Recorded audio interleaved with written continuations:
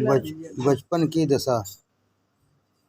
नादान बच्चा बाप से जिद कर रोता या खुशामद दरामद करके पैसा लेता है और बाजार में दिल बहलाने वाले रंग बिरंगे खिलौने देखकर मचल जाता है। मिठाई लेने के बजाय खिलौना खरीदता है। खुशी खुशी घर लाता है। बड़ी हिफाजत से रखता, प्रेम से खेलता तथा खुश होता है। जरा धक्का लगा, वह फूट जाने को था, फूट गया, अब रोता है और दूसरा खरीद लाता है। तात्पर्य यह कि इस प्रकार सुख और दुख के चक्कर में पड़ने का आदी बन जाता है और अपने बाप की गाढ़ी कमाई का पैसा और अपना प्यारा बहुमूल्य समय यूं ही नष्ट करता है। कौन बुद्धिमान इस बेवकूफ़ी के खेल तथा स्व क्रय खुद खरीदी हुई विपत्ति में पड़ना चाहेगा। परंतु नादान बच्चा बच्चा ही है। बाप मना करता है, समझाता है, समय समय पर सावधान भी करता है, लेकिन बच्चा उल्टा बाप को अकल सिखाता है और यदि जाहिरा डर के मारे नहीं करता है तो छिपकर चोरी करता है। माँ बाप के प्रेम के कारण छिपे छिपे सहायता करती है। माँ बच्चे के प्रेम के कारण छिपे छिपे सहायता करती है। जब बाप की ओर से अधिक शक्ति देखती है तो बच्चे का पक्ष लेकर कहती है कि खेलने दो। उसकी तबीयत बहली रहती है। रुपया पैसा है किस लिए? बाप कहता है लड़का बर्बाद हो जाएगा, इसको अक्ल सिखाना चाहिए, स्कूल में पढ़ाना चाहिए। इस तरह खिलौने से कब तक खेलेगा? ऐसी ममता ठीक नहीं। रुपया पैसा भी की बचत का सवाल नहीं है। यह सब धन दौलत तो उसी के लिए है। यदि इन पैसों के फल और मिठाई लेकर खाए तो उसे ताकत आवे, तंदुरुस्ती बने। इन खिलौनों में पैसा बरामद होता ही है,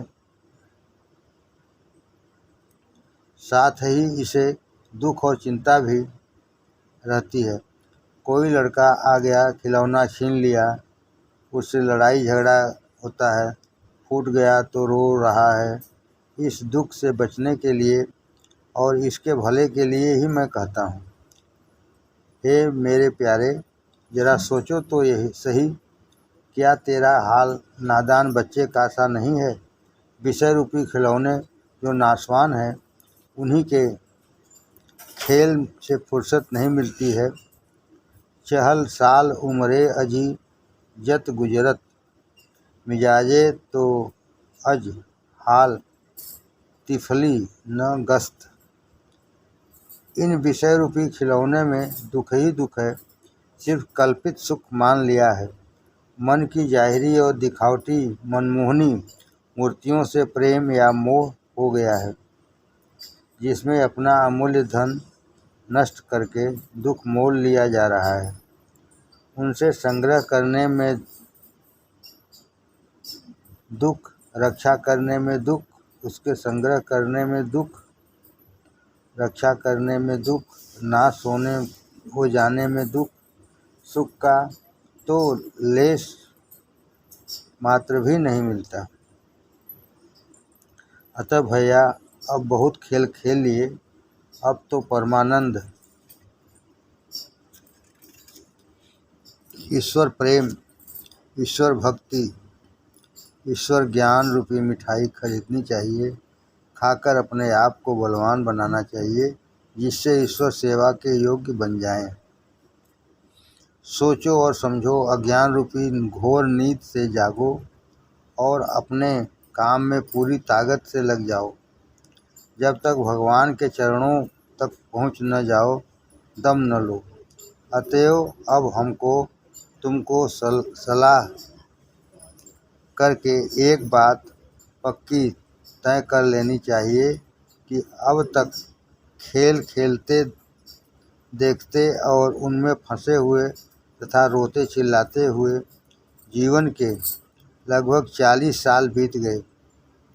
अब थोड़े बल्कि अत्यंत थोड़े दिन शेष बचे हैं। उनको चाहे भगवान की सेवा और भक्ति में लगा लें और चाहे इस तरह कीचड़ में पड़े हुए चारों तरफ से विषय तृष्णा रूपी मक्खियों के इर्द गिर्द खड़े हुए बिता दें। यह सब मामला तुम्हारे सोच विचार के लिए रखा है। जो राय पक्की हो वैसा किया जाए। इतने में कुछ आवाज़ हुई, देखा भाई खड़ा है और इंतज़ार कर रहा है, चल दिया। सवेरे पूजा करने बाग में गए, गुरु का ध्यान किया। गुरु ब्रह्मा गुरु विष्णु गुरुदेव महेश्वर, गुरु साक्षात परब्रह्म तस्मै श्री गुरुवे नमः। आँख बंद करते ही यह दोहा याद आया, गुरु समर्थ सिर पर खड़े, काह कमी तो ही दास, रिद्धि सिद्धि सेवा करे, मुक्ति न छोड़े पास। ऐसे सतगुरु दीन दयाल मिल गए हैं। उनकी शरण में पढ़कर उनकी सेवा कर लें, सद्मार्ग का ठिकाना लगा लें।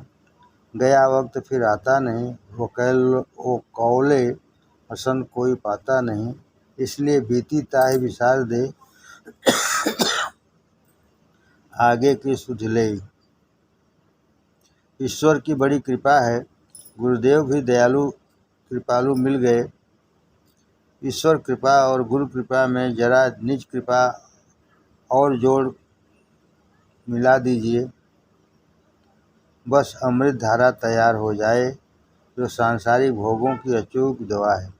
ईश्वर की बड़ी कृपा है, गुरुदेव भी दयालु मिल गए। ईश्वर कृपा और गुरु कृपा में जरा निज कृपा और जोड़ दीजिए, बस अमृत धारा तैयार हो जावे, जो सांसारिक भोगों की अचूक दवा है। भैया आप संकल्प विकल्प छोड़ दो और सब ओर से हटकर गुरु चरण पकड़ लो। गुरुपाद पद्म की प्रशंसा गोसाई जी ने रामायण में क्या खूब लिखी है। बंदहु गुरुपद पद्म परागा, सुरुचि सुभाष सरस अनुरागा। इसलिए और बातों को छोड़ अब चलो भगवान की शरण। खुदा को भूल गया तू महब खुदा परस्ती है, तू और काम में है मौत तुझ पर हंसती है। पर ख्याल आते ही आंसुओं की धार जारी हो गई, दिल में हुक उठी और हिचकी बध गई। जब होश आया तो ख्याल आया कि कोई देखता तो नहीं है। झटपट आंख खोलकर उठ खड़ा हुआ। फिर पश्चाताप।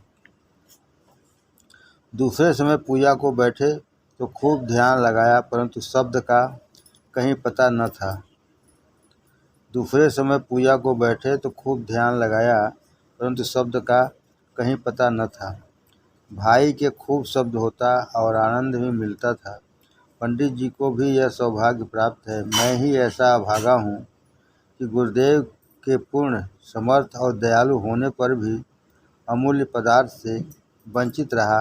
कारण क्या? मूर्ख हृदय न चेत, जो गुरु मिलहि बिरंच सम। परंतु फिर भी तो कहा है, सठ सुधरहि सत्संगति पाई, पारस परस प्रभात सुहाई।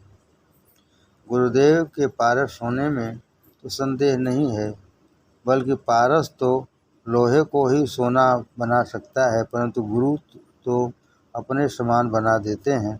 पारस की और उनकी क्या तुलना। कहाँ सद्गुरु कहाँ पारस।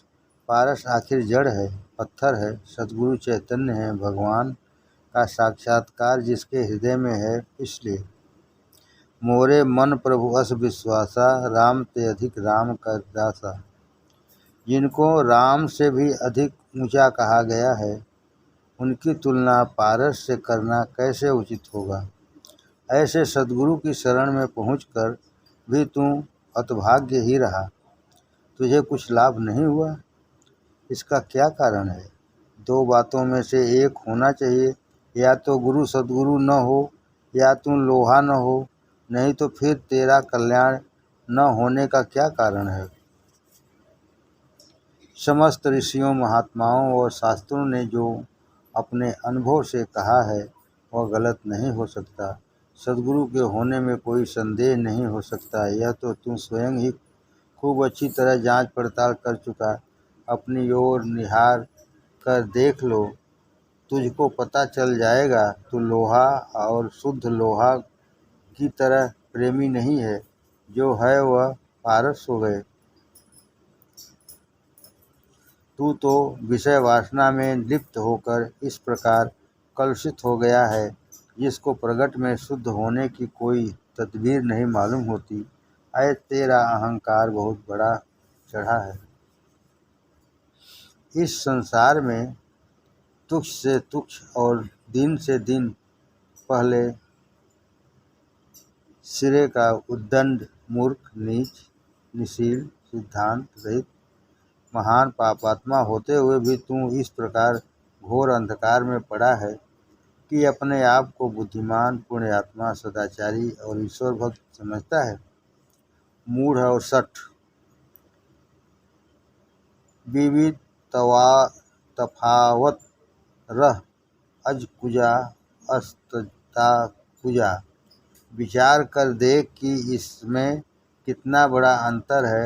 ऐसे ही लोगों को मूढ़ कहते हैं जो उल्टा ज्ञान रखे, मूर्ख होकर अपने आप को बुद्धिमान समझे, पापी होकर अपने आप को पुण्यात्मा माने, दुराचार को सदाचार, बुराई को भलाई जाने, वही मूर्ख है। तथा जिसमें बुरी आदतें हों लेकिन उनको बुरी समझता हो, अर्थात जिसमें अपनी बुरी आदतों और अपनी सारी बुराइयों को इनकार हो, यह समझता हो कि मैं पापी, दुराचारी, अहंकारी हूँ,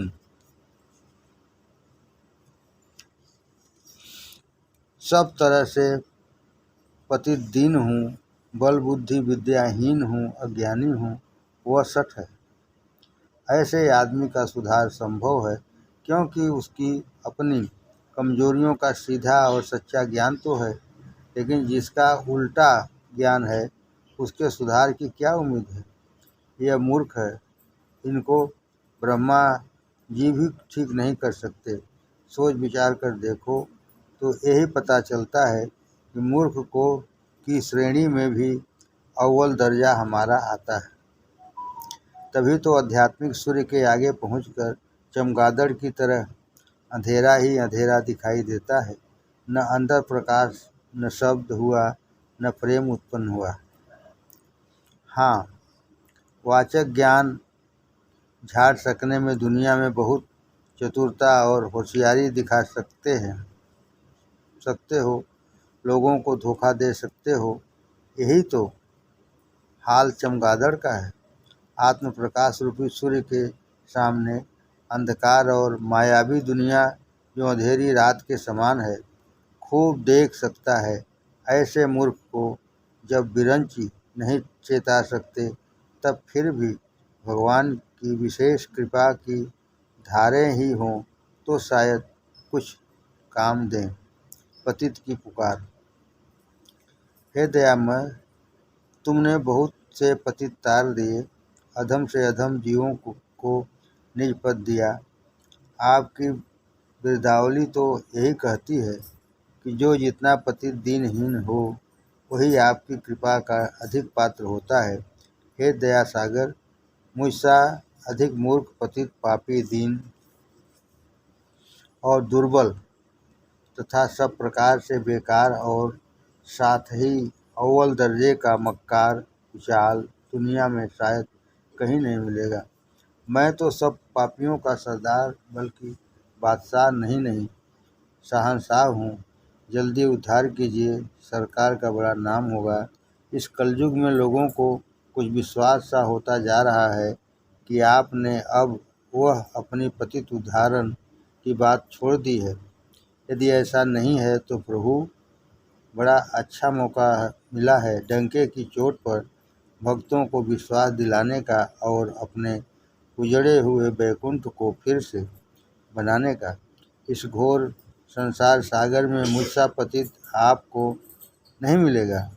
अब डूब रहा हूँ दयानिधे, हाथ पकड़िए, नहीं तो अब अंतिम श्वास समाप्त होती है। माया के भंडार में चक्कर लगाते लगाते बहुत थक गया हूँ। बल पौरुष थक गया है, हे नाथ बचाइए, हा हा हा हा, डूब रहा हूँ, दौड़िए दौड़िए, हा राम राम राम राम गया। का वर्षा जब कृषि सुखाने, समय चूक पुण्य का पछताने। गज के द्वार की आपको इतनी जल्दी पड़ी थी कि गरुड़ जी की सवारी भी न की और नंगे पैर भागे थे। खैर वह आपका भक्त था। द्रौपदी का चीर बढ़ाने में आपने क्षण मात्र भी देर न की थी। वह तो भक्त शिरोमणि थी। आपने अजामिल की लाज रखने में कुछ उठा नहीं रखा, परंतु वह भी आपका भक्त ही था। लोग कहते हैं कि वह बड़ा पापी था, परंतु मेरे विचार से तो वह श्रेष्ठ भक्त था, जो आपके चरणों में पूर्ण प्रेम रखता हुआ भी अपने आप को पापी समझता था। ऐसे लोगों को बचाने में आपने कोई खास कमाल करके नहीं दिखाया। अपने प्रेमी और सेवकों पर तो संसार के साधारण मनुष्य भी ऐसा ही करते हैं। आप तो सबके ईश्वर, सबके मालिक, सर्वशक्तिमान प्रभु हो। अभी तक किसी मूढ़ को आपने तारा है या नहीं, इसका तो मुझे अभी तक पता नहीं है। गिद्ध को तारा, उसमें कोई सराहना की बात नहीं। उसने आपके पीछे जान दी थी, वह उसका बदला रहा। आप तो समदर्शी हैं, अकारण हित करते रहते हैं, लेकिन उसका कोई मिसाल भी चाहिए। अब मुझसे मूढ़ों के बादशाह नहीं शहंशाह से मुकाबला है। देखें किसका पल्ला भारी बैठता है। यदि आपने ध्यान न दिया तो मेरी विजय है, क्योंकि दुनिया जान जाएगी कि जिसको वेद शास्त्र अनंत, असीम और सर्वशक्तिमान कहते हैं, वह इस तरह सीमित और संकोच वाला हो गया। और यदि आप मेरी ओर कृपा दृष्टि से देखते हैं और अपनी बिरादावली को सार्थक करते हैं तो मेरा कल्याण है। और ऋषि मुनि और भक्तों द्वारा गाए हुए गुणानुवाद ठीक है, तथा इस सर्टिफिकेट युग में आपकी कीर्ति और यश की जागृति होती है। क्या अच्छा मौका है। भगवान देर न करो, मेरा भी बेड़ा पार है। गंगा जी की पैरवो विप्रन को व्यवहार, डूब जाए तो पार है, पार जाए तो पार। आपका नाम लेता हुआ डूबूंगा तो यमदूत तो मेरे पास फटक नहीं सकते, आपके ही लोक में पहुंचूंगा।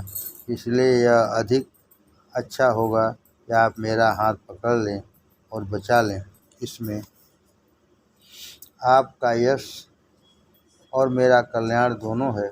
नहीं, मैं स्वार्थ की बात नहीं करता। मैं तो निष्काम भाव से और निस्वार्थ होकर आपके यश और भलाई के लिए ही सविनय कर जोड़कर प्रार्थना करता हूँ। मुझको पार लगाने में आपकी कीर्ति कलयुग में फिर एक बार फैल जाए। अनिश्वरवादी लोगों को भी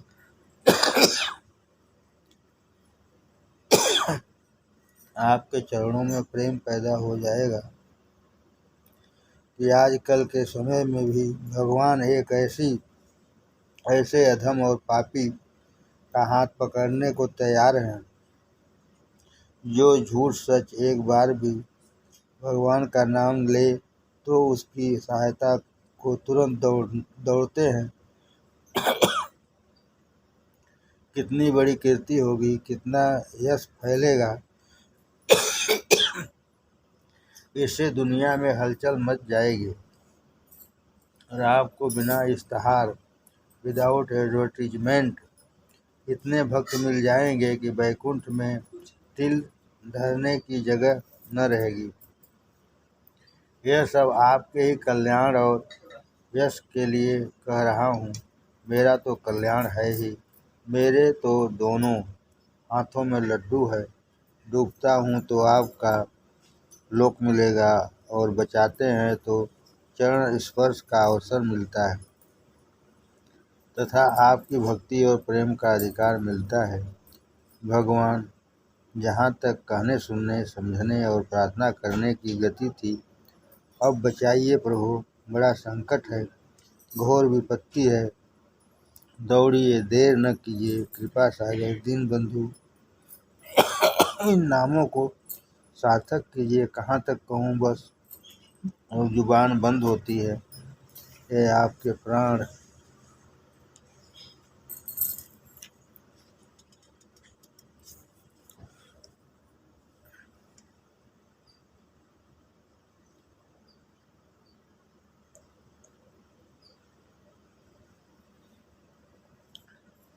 आपके चरणों में समर्पित हैं।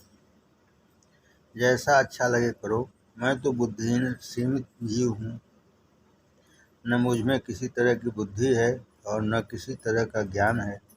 जो कुछ मैंने अर्ज किया है, यह मेरा प्रेम प्रलाप नहीं है, अज्ञानता का चातुर्य है। इसमें भी मूर्ख होने का आपको खूब पता लग गया होगा। यह भी एक प्रकार का अहंकार है। मैं दास हूँ, स्वामी हूँ, मैं सीमित, महदूद, तू अनंत। मैं तुझको भी अकल सिखाने को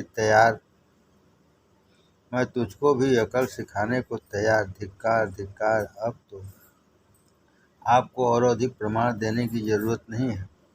भगवान को अकल सिखाना, सलाह देना कितना बड़ा दुष्ट हूँ, घोर अज्ञानी हूँ, कृपा सिंधु क्षमा करो।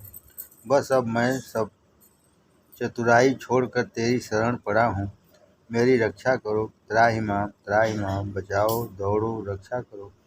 बस अब प्राण निकलते हैं, देर नहीं है। सो तनु राख करब मैं काहा, ये इन प्रेम प्रणपन मोर निवाहा। हा हा प्रभु, मैं आपका दास हूँ, तू स्वामी है। तू दयाल दीन हो, तू दान हो भिखारी, हों प्रसिद्ध पातकी, तू पाप पुंजहारी। जाता हूँ, हृदय न विदरेक पंकजिम, बिछुरत प्रीतम वीर।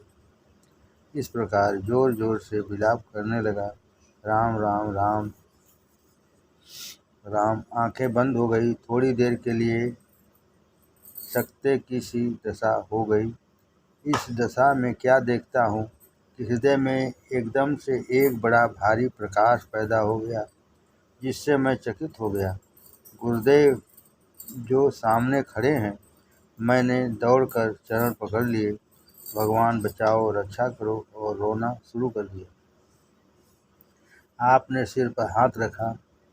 एक बिजली सी दौड़ गई और एक विचित्र आनंद और शांति पैदा हो गई।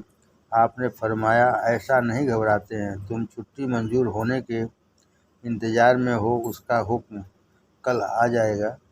फौरन हमारे पास फतेहगढ़ आ जाओ, सब ठीक हो जाएगा। इतना कहकर वह मनमोहनी मूर्ति अंतर ध्यान हो गई। आँख खोल कर देखा, कोई नहीं है। सामने भाई प्रतीक्षा में खड़ा है। आंसू पोंछकर चुपचाप चल दिया। आज सुबह जो पूजा में बैठा, गुरु का ध्यान किया। गीता में श्लोक है, माम एकम शरणम ब्रज। मन को संबोधन किया कि भगवान के इस वायदे के अनुसार अगर तुम सब ओर से आशा व वासा को हटाकर उनकी शरण में पड़ जा, तो सारे दुखों से निवृत्ति हो जाए। इधर उधर भटक कर और दूसरों का सहारा लेकर खूब देख लिया, किसी को मर्द न पाया। अब गुरुदेव के चरण पकड़ ले और सच्चे दिल से उन्हीं का हो रहे। संसार में जितने साधन हैं, सब क्षणभंगुर हैं और उनसे वियोग असंभावी है। अंतर केवल इतना है कि कोई हमको छोड़कर पहले चला जाता है और किसी को हम छोड़ जाते हैं। आगे पीछे का फर्क है, बाकी है सब आगमा पापी। इसलिए अपने चित्त को उनमें लगाने से दुख ही दुख है। आराम है राम के पावन में। ऐसा ख्याल करते करते समाधि लग गई। आँख खुली तो बदन हल्का था और कोई ख्याल व विचार नहीं थे। सामने से भाई आ रहा था, उठकर चल दिया। माया शैतान। आज छुट्टी की मंजूरी आ गई और फतेहगढ़ जाने का इंतजाम सोचा जाने लगा है। तैयारी हुई। कल सुबह की गाड़ी से जाना निश्चय हुआ। ध्यान करने बैठा तो हजरत शैतान का एजेंट सामने देखा गया और कहा, सुनिए श्रीमान जी, आपकी बड़बड़ सुनते सुनते कई रोज हो गए। तुम जब से फतेहगढ़ गए हो तब से कुछ बगावत सी करने लगे हो। अभी तक तो हमारे प्रसन्न करने में, हमारी आज्ञा पालन करने में दत्तचित्त रहते थे, लेकिन अब तुम्हारे रंग बदले हुए नजर आते हैं। तुम्हारी बुद्धि मलिन हो गई है। तुम हर समय वहीं की धुन में रहते हो।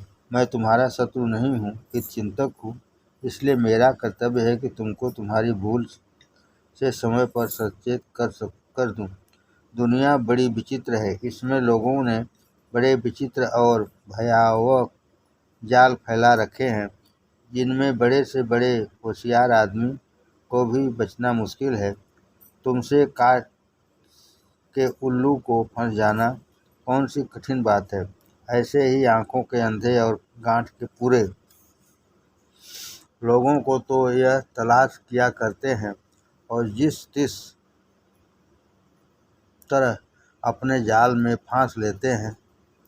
फिर इनके जाल से निकलना एक कठिन काम हो जाता है। गुरु पशु, नर पशु, स्त्रिया पशु, वेद पशु संसार, मानुष वाही जानिए, जाहि विवेक विचार। इन गुलामियों को करते करते तुमको कभी घिन नहीं मालूम हुई? मैं खूब देख रहा हूँ कि तुम दिन व दिन पतित होते चले जा रहे हो, लेकिन कभी इस बारे में सोच विचार से काम नहीं लिया, बल्कि भेड़ों की झुंड की तरह चले जा रहे हो। जैसा सब दुनिया यही कह रही है, उसी तरह तुम भी चले जा रहे हो। मैंने उसमें कोई हर्ज न समझा। तुम तीर्थों में गुरु तलाश करने गए, मैं तुम्हारी कोशिशों को असफल करने में लगा रहा और सफल हुआ। जब से तुम फतेहगढ़ गए हो तब से तुम्हारी बुद्धि चक्कर खा गई है। अब तुम उल्टा मुझको सबक पढ़ाने लगे। तुमको वहाँ कोई खास फायदा भी नहीं हुआ, फिर भी तुम ऐसे लट्टू हो गए हो कि वहीं का गीत गाते हो। मैं ख्वाहमख्वाह को बैठे बैठाए अपने आप अपने पैर में कुल्हाड़ी मारते हो, अपने आप को खुद कैद की जंजीर में बांधते हो। यह बात मुझको पसंद नहीं है। मैं समझता था कि तुम अपने आप आखिर खामोश हो जाओगे और पहले की तरह में फरमावदार बने रहोगे, लेकिन अब फिर फतेहगढ़ की तैयारी का इरादा सुनकर मेरे धैर्य का बांध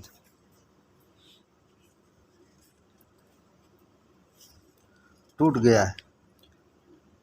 अब इस विषय में मैं तुमसे साफ साफ दो बातें कर लेना चाहता हूँ।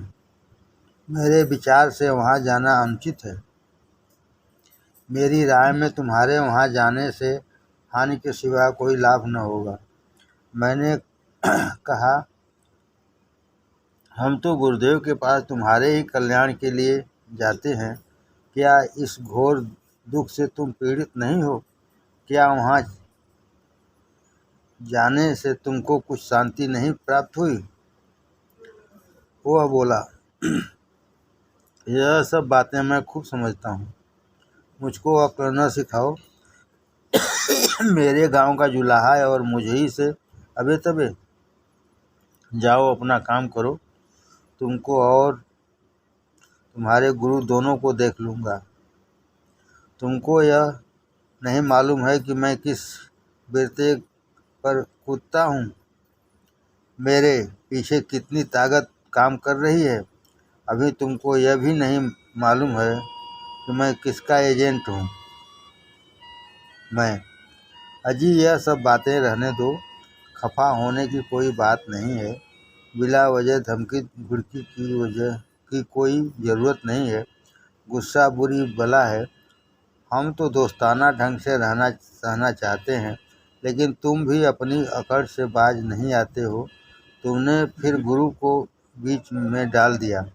गुरु के विषय में तुमने यह भी जो बात कही वह यह तुमको उचित नहीं है। गुरु बड़ी ज़बरदस्त शक्ति है। उसको चुनौती देना बड़ी भारी गुस्ताखी है। क्या तुम नहीं जानते हो कि वह तुम्हारी सब सीट भुला सकता है? क्या तुम भूल गए हो कि बाली के अहंकार का क्या परिणाम हुआ? रावण को कैसी मुक्की खानी पड़ी? कंस की क्या दुर्दशा हुई? दुर्योधन ने इसी अहंकार के कारण सर्वस्व खोया।